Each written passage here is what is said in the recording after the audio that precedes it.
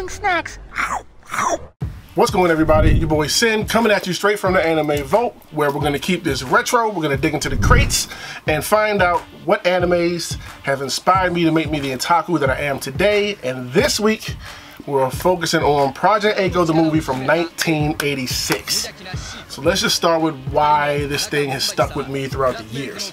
I can remember going to like Blockbuster back in the day and searching through the anime section, looking for something to watch, and I think it was the box art that initially grabbed me. Took it home, watched it, and just fell in love with it. And this became the movie that whenever I would go to Blockbuster and the movie I'm looking for to rent wasn't there, I would just grab Project A-ko, come home and watch it a million times.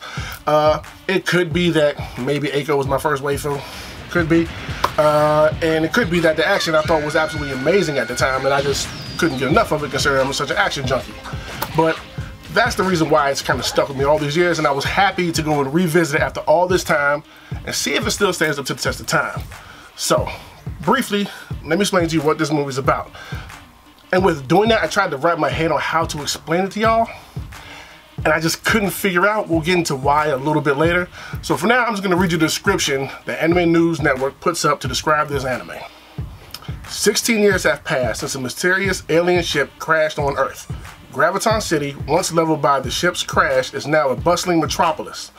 Within the city's high school, superhuman high school student A-ko dukes it out with the diabolical genius B-ko, who will stop at nothing to win the friendship of A-ko's buddy C-ko.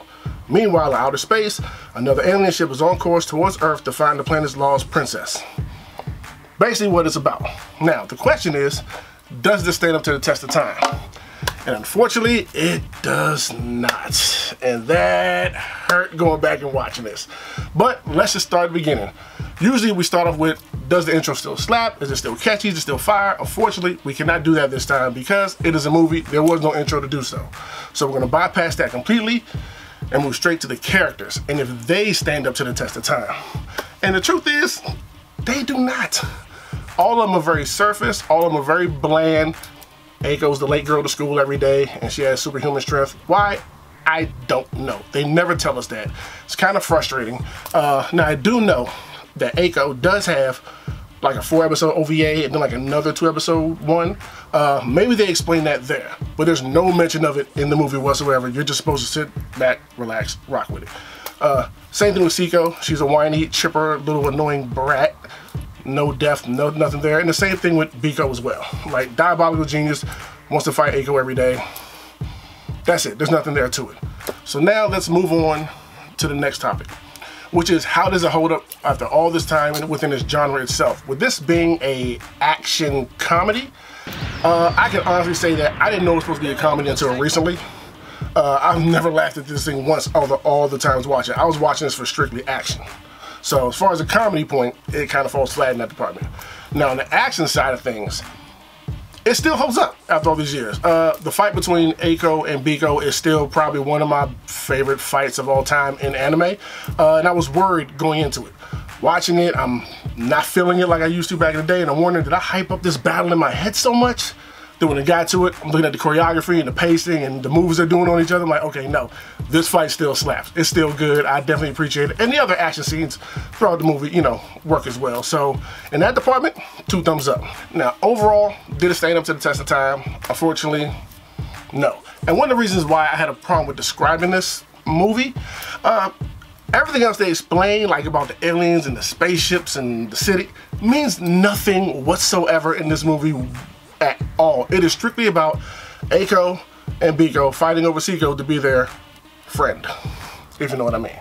That's all it's about. Like, it feels like the alien stuff was thrown in just as filler and background noise for them to be beefing with each other. That's it.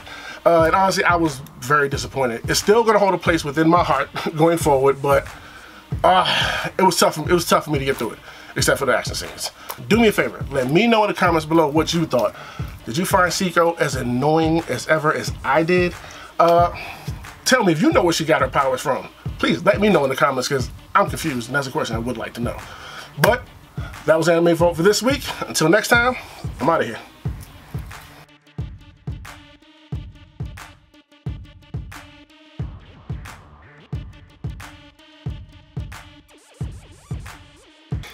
What's going on, everybody? Did you enjoy what you saw? Of course you did. So if you want to help us out and support us, here's what you can do. On whatever platform you're currently streaming us on, just like, share, and subscribe. Then head over to patreon.com/loadingsnacks and become one of our patrons there.